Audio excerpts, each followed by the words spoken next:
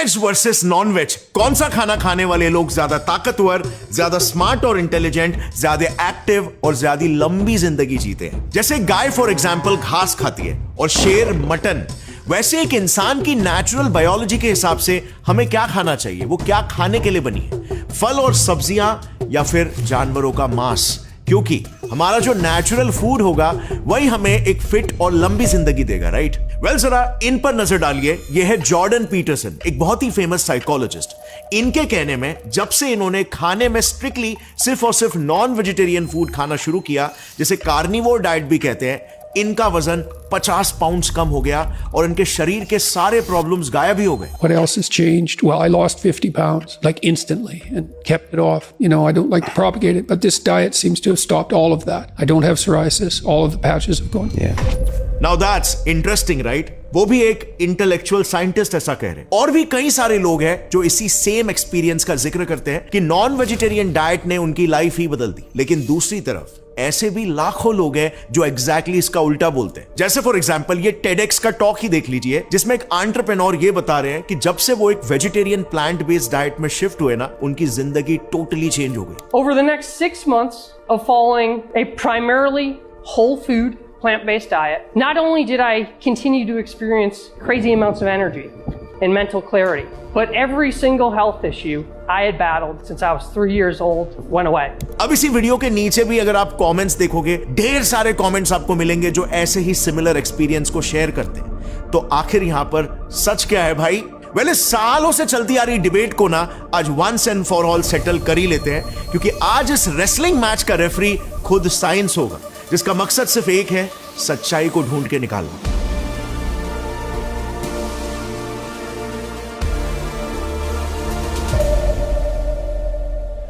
And honestly speaking इसे settle करना ही होगा हमें, क्योंकि आजकल कई लोग सोशल मीडिया से हाफ इंफॉर्मेशन लेकर अपने फेवरेट इन्फ्लुएंसर्स से इन्फ्लुएंस होकर एक्सट्रीम डाइट्स पर भी जा रहे हैं, जो उनकी जान तक ले रहा है। जैसे फॉर एग्जांपल ये केस ले लो जो लास्ट ईयर हुआ।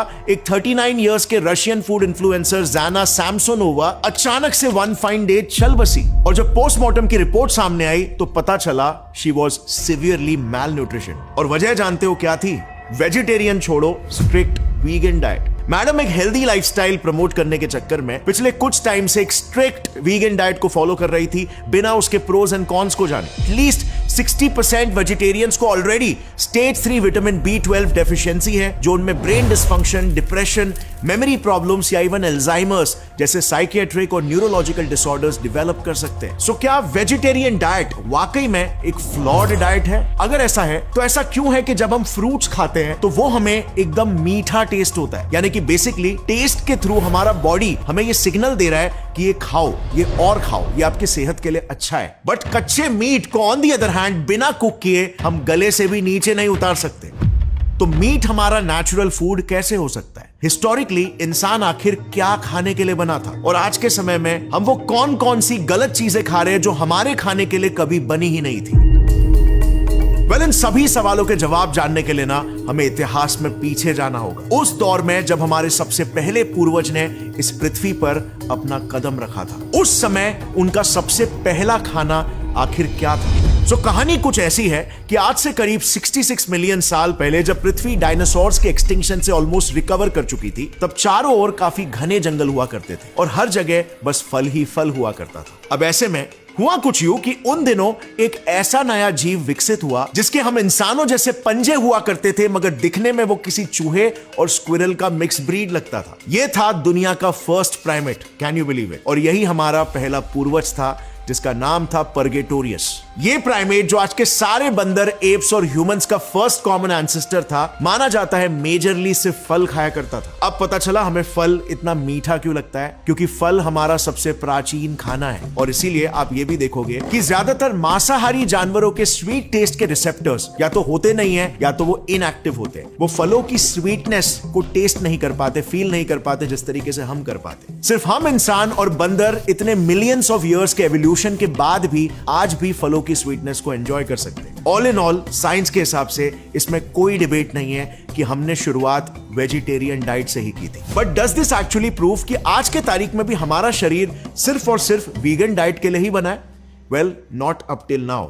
आज से करीब 15 मिलियन साल पहले पर्गेटोरियस के डिसेंडेंट्स कुछ इस तरह से इवॉल्व होने लगे कि उनका शरीर कुछ और रफ चीजों को भी डाइजेस्ट करने लगा, जिस वजह से अब उनकी वीगन डाइट डाइवर्सिफाई होने लगी और वो फ्रूट्स के अलावा ठोस सीड्स, नट्स, रूट्स और बाक भी खाने लगे। एंड अकॉर्डिंग टू साइंटिस्ट, इसका प्रूफ हम फर्स्ट होमोनिन यानी कि फर्स्ट मॉडर्न ह्यूमंस के सबसे पहले एंसेस्टर सहेलैंथ्रोपस चैंडेंसिस और ऑस्ट्रेलोपिथेकस स्पीशीज में देख सकते हैं, जिनसे बाद में सारे होमो स्पीशीज इवॉल्व हुए। इन दोनों के डेंटल स्ट्रक्चर्स में आप देख सकते हो, इन दोनों के ही कैनाइन्स शायद इसी डाइट से इवॉल्व हुए होंगे, जो कि काफी छोटे हुआ करते थे और दांतों पर मौजूद प्रोटेक्टिव व्हाइट कोटिंग यानी कि एनामल काफी थिक हुआ करता था, जो यूजुअली उन जानवरों में होता है जिनको रेगुलरली कड़क सीड्स और नट्स को चबाना पड़ता है। प्लस साइंटिस्टों को इनके दांतों के सरफेस पर जिस तरह के माइक्रोस्कोपिक पिट्स और स्क्रैचेस मिले हैं, वो भी इसी तरफ इशारा करते हैं कि सीड्स और नट्स उनके डाइट का एक रेगुलर पार्ट हुआ करता था। कहने का मतलब बेसिकली ये है कि जब हमारी प्रजाति सभी बंदर प्रजातियों से अलग हुई, उसके बाद भी मॉडर्न ह्यूमंस के एंसेस्टर्स पूरी तरीके से शाकाहारी ही थे। बट इसी एग्जैक्ट घड़ी में आने वाला था एक मेजर बदलाव। हमारे पूर्वजों ने जब सीड्स और नट्स को खाना शुरू किया, तो इसी डाइट ने हमें मांसाहारी बनाने की तैयारी कर ली। Let me explain you how did we become meat eaters. तो देखो, पहले क्योंकि हमारे पूर्वज फल, फूल और पत्ते खाया करते थे, जिसमें लिपिड्स और प्रोटीन्स कम होते हैं और फाइबर ज्यादा, तो इसीलिए उस वक्त उनमें लिपिड्स और प्रोटीन्स को डाइजेस्ट करने वाला स्मॉल इंटेस्टाइन छोटा हुआ करता था, और की come on the other hand, यानी कि लार्ज इंटेस्टाइन की शुरुआत में जो पाउच जैसा ऑर्गन होता है जिसमें फाइबर डाइजेस्ट करने वाले बैक्टीरिया मौजूद होते हैं, वो बड़ा हुआ करता था। लेकिन फिर जैसे ही हमारे पूर्वज सीड्स और नट्स खाने लगे जिसमें फाइबर्स कम और लिपिड्स और प्रोटीन ज्यादा होते हैं, तो इवेंचुअली ऐसी चीजों को पचाने के लिए उनका स्मॉल इंटेस्टाइन लंबा होते चला गया और इंस्टेड की कम श्रिंक हो गया। यानी कि सीड्स और नट्स पचाने के साथ साथ बॉडी में मॉर्फोलॉजिकल, स्ट्रक्चरल बदलाव होना शुरू हो गए थे और ultimately they had a perfect gut, जो वेजिटेरियन खाने के साथ साथ कुछ हद तक मांस को भी पचा सकता था। पर ऑब्वियसली अब यहां पर मांस पचाने की क्षमता होना एक बात होती है और एक ही नजर में किसी चलते फिरते जीव को अपने नाश्ते के तौर पर देखना एक कंप्लीटली अलग बात होती है। नेचुरली हमारे पूर्वजों को एक ट्रिगर की जरूरत थी जो उन्हें मजबूर करता शिकार करने के लिए, और ये ट्रिगर मिला आज से कुछ 2.5 मिलियन साल पहले, जब पृथ्वी पर एक मेजर बदलाव आया और घने फ्रूट से भरे जंगल खुले ग्रासलैंड्स में तब्दील हो गए। उन दिनों हर साल जनवरी से अप्रैल के बीच सूखा पड़ता था। उसमें कुछ हमारे पूर्वज ऑस्ट्रेलोपिथेकस स्पीशीज कॉल्ड रोबस्ट ऑस्ट्रेलोपिथ्स मजबूरी के बाद भी शिकार करना अवॉइड कर रहे थे और उसकी जगह पे लो क्वालिटी के प्लांट्स खाके गुजारा कर रहे थे, जिसके वजह से वो इवेंचुअली विलुप्त हो गए। लेकिन उसी दौरान ऑन द अदर हैंड कुछ ऐसे भी ऑस्ट्रेलोपिथ्स थे जो वैसे वक्त में मरे हुए जानवर और कीड़े मकोड़े खाना सीख गए, और इससे उनका गट, जो पहले नट्स खाके सिर्फ चर्बी पचाने के लिए अडेप्ट हुआ था, वो अब धीरे धीरे करके हाई प्रोटीन डाइट को भी पचाने लगा। और एग्जैक्टली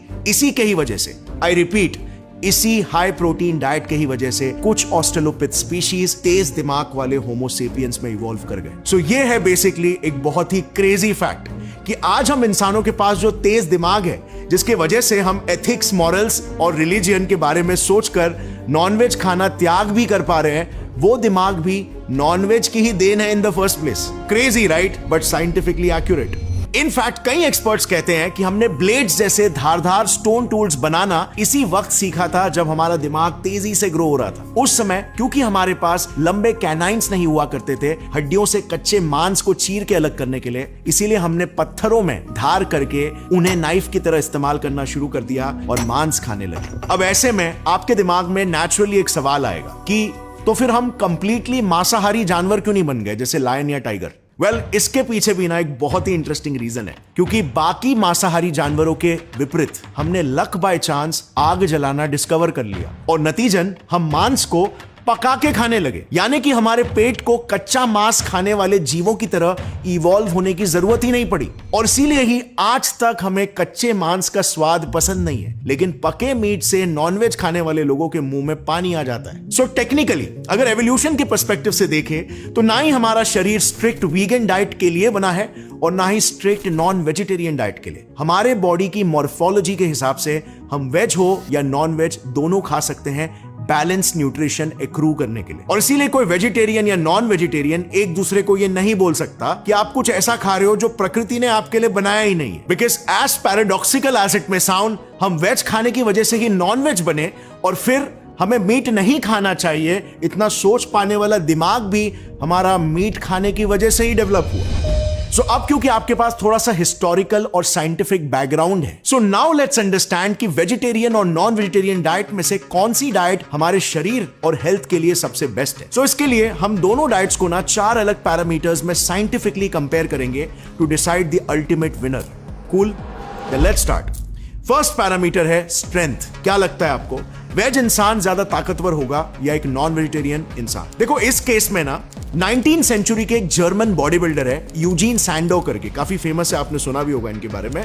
उन्हें father of modern body building कहा जाता है। ही ऑलवेज सेड कि एक हाई मीट वाला डाइट जिसमें अंडे, दूध जैसे बाकी एनिमल प्रोडक्ट्स भी इंक्लूडेड है, वो हमेशा बेस्ट होती है for muscle growth and for strength. और इस क्लेम को आज 21st सेंचुरी की एक स्टडी भी काफी स्ट्रांगली बैक करती है। Journal of international society of sports nutrition में पब्लिश्ड ये स्टडी कहती है कि एनिमल डिराइव्ड वे प्रोटीन्स में शाकाहारियों के प्रोटीन सोर्सेज जैसे फॉर एग्जांपल सोय प्रोटीन से एटलीस्ट 30% ज्यादा एमिनो एसिड्स होते हैं, बोथ एसेंशियल और ब्रांच चेन्ड एमिनो एसिड्स। और इसीलिए पोस्ट वर्कआउट मसल रिपेयर में एनिमल डिराइव्ड प्रोटीन्स हमेशा प्लांट डिराइव्ड प्रोटीन से बेहतर होते हैं। प्लस 2016 के एपिक ऑक्सफोर्ड स्टडी ने भी इसे कंफर्म किया है कि मसल मास को मेंटेन करने के लिए मीट ईटर्स के पास एक एडेड एडवांटेज होता है ओवर वीगन्स। और इसीलिए जॉर्डन पीटरसन का भी एक्सपीरियंस एक कार्निवोर डाइट में कुछ ऐसा ही रहा। पर रियलिस्टिकली स्पीकिंग मसल से भी ज्यादा ताकत हमारी हड्डियों पर निर्भर करता है, राइट? क्योंकि अगर आप पतले हो फिर भी आप एक गैस सिलेंडर उठा सकते हो इफ यू पुश योरसेल्फ। लेकिन अगर आपको लेट्स से आर्थराइटिस या बोन कैंसर जैसी कोई बोन डिजीज है, फिर चाहे आप कितने भी मस्कुलर क्यों ना हो,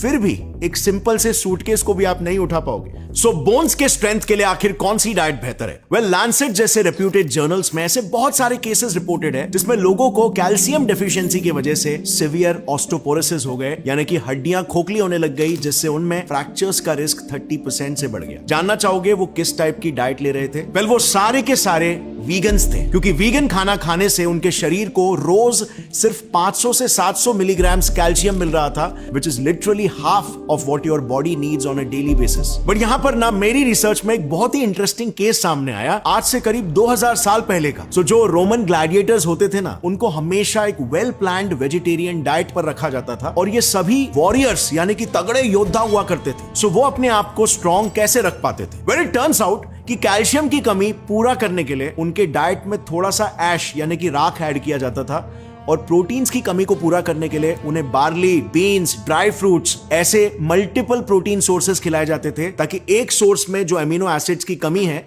वो दूसरे सोर्स से पूरी हो सके। यानी कि बेसिकली कंक्लूजन ये है कि स्ट्रेंथ के केस में non vegetarian diet is slightly better than veg diet, क्योंकि कंप्लीट सोर्स ऑफ न्यूट्रिशन मिल जाता है। लेकिन अगर आप एक वेजिटेरियन हो और थोड़ी प्लानिंग से multiple plant based protein sources consume करते हो जिसमें कैल्शियम की मात्रा भी ज्यादा है, तो आप फिर भी गुड टू गो रहोगे। बट इंपॉर्टेंट ये है कि ये अवेयरनेस हर वीगन या वेजिटेरियन में होनी चाहिए और अपने डाइट को उस हिसाब से आपको एक्टिवली क्राफ्ट करना होगा। वीगन डाइट को चांस के भरोसे छोड़ना यहां पर अपने हेल्थ को चांस के भरोसे छोड़ने जैसा हो। अब बात करते हैं सेकंड पैरामीटर की, जो है परफॉर्मेंस, जिसमें आता है एंड्योरेंस और स्टैमिना। अब इसमें आपको क्या लगता है कौन जीतेगा? चलो देखते हैं। सो एक अमेरिकन अल्ट्रा मैराथनर है स्कॉट जुरेक करके। इन्होंने 161 किलोमीटर का वेस्टर्न स्टेट्स एंड्योरेंस रन और 217 किलोमीटर का bad water ultra marathon run दोनों जीता है। उन्होंने अपनी एक बुक ईट एंड रन में यह कहा कि उन्होंने ये सारे अल्ट्रा मैराथन्स एक प्लांट बेस्ड डाइट की वजह से जीते। सिमिलरली मेक्सिको के जो टारा ह्यूमारा लोग होते हैं, जिनको स्पेसिफिकली उनकी लॉन्ग डिस्टेंस रनिंग एबिलिटीज के लिए दुनिया भर में जाना जाता है, वो भी ज्यादातर डाइट में कॉर्न,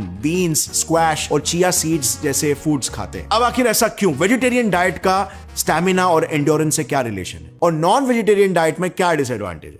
तो मेनली इसके दो रीजंस हैं। एक है डिहाइड्रेशन और दूसरा है एनर्जी यूटिलाइजेशन। डिहाइड्रेशन इसीलिए बिकॉज शरीर में जब प्रोटीन्स मेटाबोलाइज होते हैं तो उससे यूरिया बनता है एज अ बाय प्रोडक्ट, और यूरिया को एज यू नो एक्सक्रीट कराने में बहुत ज्यादा पानी लगता है। अब non veg diet being a high protein diet, वो शरीर का बहुत सारा पानी वेस्ट कर देता है और इसीलिए जल्दी डिहाइड्रेट होने की वजह से लोग एंड्योरेंस एक्टिविटीज में ज्यादा देर तक टिक नहीं पाते। एक और एक इंटरेस्टिंग फैक्ट यहां पर यह है कि vegetarian diet high carbohydrate diet होता है और 1 ग्राम कार्बोहाइड्रेट 3 ग्राम वाटर को बॉडी में रिटेन करता है, तो आपको एक्स्ट्रा हाइड्रेशन प्रोवाइड करता है, जो कि आपको लॉन्ग डिस्टेंस रन में काम में आता है। अब बात करते हैं दूसरे रीजन की, जो है एनर्जी एफिशिएंसी की। अगर मैं स्टैमिना की बात करता हूं तो आपके दिमाग में कौन सा जानवर आता है? आपके दिमाग के घोड़े दौड़ने लगते हैं, राइट? मेरा मतलब है आपके दिमाग में घोड़ा आता है। बात यह है ना कि मोस्टली सभी कार्निवोर्स में भी छोटे स्प्रिंट्स में फास्ट जरूर भाग लेंगे जैसे चीता, मगर वो लंबी दूरी तक सस्टेन नहीं कर पाते। एक मेजर रीजन इसके पीछे ये है कि कार्निवोर्स मोस्टली कार्बोहाइड्रेट्स को नहीं बल्कि फैट्स को एनर्जी सोर्स की तरह यूज करते हैं, जो बहुत स्लोली एनर्जी में कन्वर्ट होता है। And on the other hand vegetarian diet carbohydrates जैसे ग्लूकोज और फ्रुक्टोज से लोडेड होते हैं, जो बॉडी को सस्टेन्ड और इजीली अवेलेबल एनर्जी प्रोवाइड करता है ब्लड ग्लूकोज और लिवर ग्लाइकोजन के फॉर्म में, जो वेजिटेरियंस को एडवांटेज देता है over non vegetarians. Non veg food में कार्बोहाइड्रेट्स नहीं बल्कि फैट्स और प्रोटीन ज्यादा मात्रा में होता है, जो बॉडी रेडीली इस्तेमाल नहीं कर सकता एनर्जी के लिए। और इसीलिए एनिमल वर्ल्ड में अगर आप देखोगे ना तो आपको एक इंटरेस्टिंग कहानी दिखेगी। कार्निवोर्स ने मसल पावर के लिए एनर्जी का ट्रेड ऑफ किया। ऑल इन ऑल एंड्योरेंस के केस में vegetarian diet is always better than non vegetarian diet. अब बात करते हैं थर्ड पैरामीटर की, जो है कॉग्निटिव फंक्शंस यानी कि ब्रेन पावर की। अब देखो, हमने एवोल्यूशन वाले पार्ट में ये ऑलरेडी डिस्कस कर लिया है कि हमारे दिमाग का विकास हो ही पाया जस्ट बिकॉज हमने मांस खाना शुरू किया। हमें मांस खाने से ज्यादा प्रोटीन्स और न्यूट्रिशन डेंस कैलोरीज मिलने लगे, जिसने हमारे ब्रेन डेवलपमेंट में एड किया और हम होमो सेपियंस में इवॉल्व हो पाए। ऑल्सो हमने ये भी जाना कि एक vegan diet stage 3 vitamin B12 deficiency cause करती है, लेकिन शायद आपको इसका अंदाजा नहीं होगा कि डेफिशिएंसी के कितने सीरियस इफेक्ट्स हो सकते हैं। आपको याद होगा हमने अपने इस वाले लास्ट वीडियो में कहा था कि एक डीएनए मीथाइलेशन करके प्रोसेस होता है, जो आपके जीन एक्सप्रेशंस यानी कि जीन्स बॉडी को जो सिग्नल्स देते हैं उन्हें ऑन या ऑफ करता है।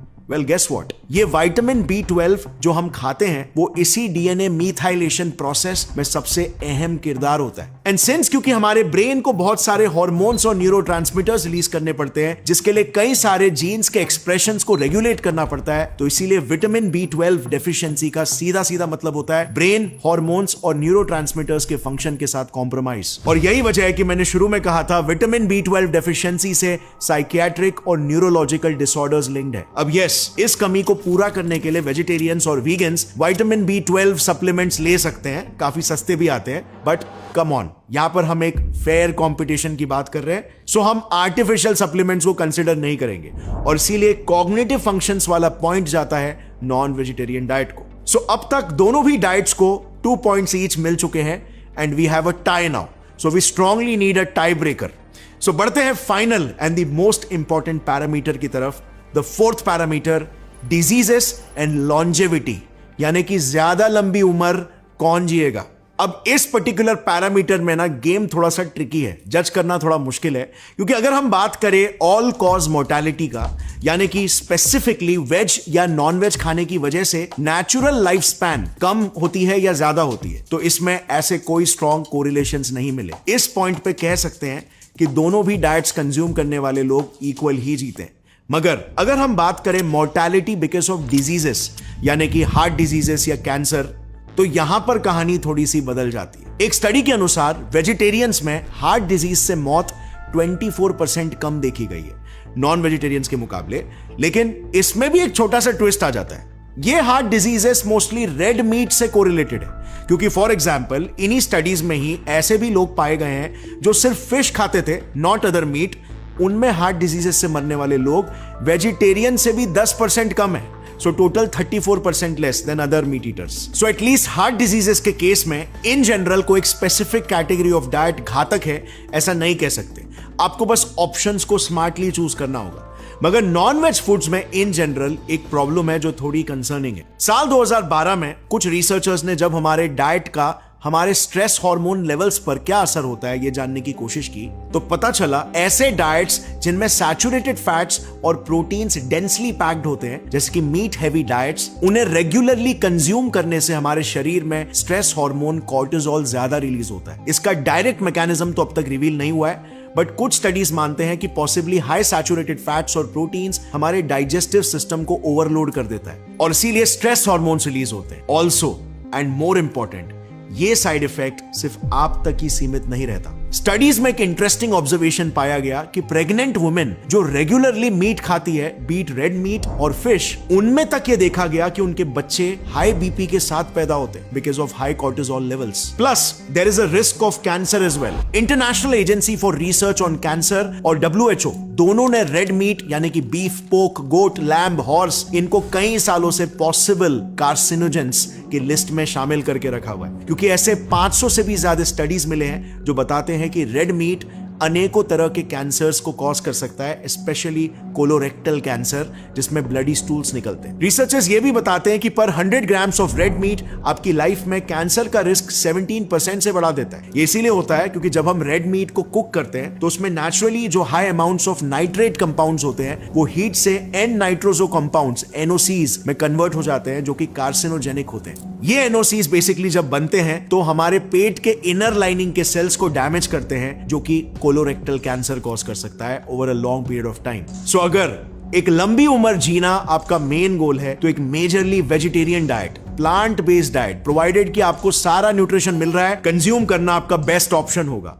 वेज डाइट में एंटीऑक्सीडेंट्स, फाइटोकेमिकल्स और फ्लैवेनॉइड्स भी भर भर के होते हैं जो कैंसर्स और क्रॉनिक इन्फ्लेमेशन से हमें प्रोटेक्ट करते हैं। लेकिन नॉन वेजिटेरियंस, आप लोग ना जितना हो सके रेड मीट को अवॉइड करो, क्योंकि मैं कहूंगा नॉन वेजिटेरियंस में 80% डिजीजेस यही रेड मीट की वजह से होती है। चिकन और फिश जैसे लीन मीट्स मॉडरेशन में खाना हेल्दी है और एक्चुअली में हमारे शरीर के हिसाब से रिक्वायर्ड भी है। B12 के लिए चिकन लिवर्स बेस्ट सोर्स होते हैं, जैसे फॉर एग्जांपल। सो गाइस, इस फाइनल राउंड का विनर कौन सा डाइट होना चाहिए? आपको क्या लगता है? I want you guys to conclude. मैंने सवाल नीचे पिन कमेंट में भी पूछ लिया है, सो सपोर्ट करने के लिए वेज या फिर नॉन वेज नीचे लिखना। देखते हैं किसको ज्यादा लाइक्स मिलते हैं। लेकिन जाने से पहले मैं बस एक लास्ट मैसेज देना चाहूंगा, हाथ जोड़कर आप जो भी डाइट कंज्यूम करोगे इतना मेक श्योर करो एक्सट्रीम्स में मत ले जाओ। अगर आप वीगनिज्म चुन भी रहे हो तो एटलीस्ट मेक श्योर करो कि आपको सप्लीमेंट्स के थ्रू वो सारे न्यूट्रिएंट्स मिल रहे हैं। हालांकि कई डॉक्टर्स और न्यूट्रिशनिस्ट के अनुसार वीगन डाइट में इवन सप्लीमेंट से भी न्यूट्रिएंट्स लेना फिर भी काफी चैलेंजिंग है। ऐसे बहुत सारे न्यूट्रिएंट्स हैं जो वीगन डाइट में लैकिंग है, जैसे omega 3 fatty acids, iron containing heme groups, zinc, calcium, creatine, carnosine, taurine etcetera. ये न्यूट्रिएंट्स आपको वीगन डाइट से सफिशिएंट क्वांटिटी में नहीं मिलते और इनकी डेफिशिएंसी आप में anaemia, weak bones, muscle wasting और ऐसे सैकड़ों कंडीशंस क्रिएट कर सकती है। So craft your diet accordingly. Be more proactive with planning your diet. Don't forget, at first we make choices and then our choices make us. And this holds most true with what we eat. So friends, अगर इस video से आपको कुछ भी नया सीखने मिला तो जितना हो सके इस वीडियो को अपने फ्रेंड्स और फैमिली मेंबर्स के साथ शेयर करो। Let's spread scientific education of our diet and nutrition. और इंडिया में हमें मिलकर एक साइंटिफिक टेम्परामेंट तो डेवलप करना ही है जो हम सब मिलकर ही कर पाए। So thanks for watching. See you another time. तब तक के लिए stay fit and take care. जय हिंद।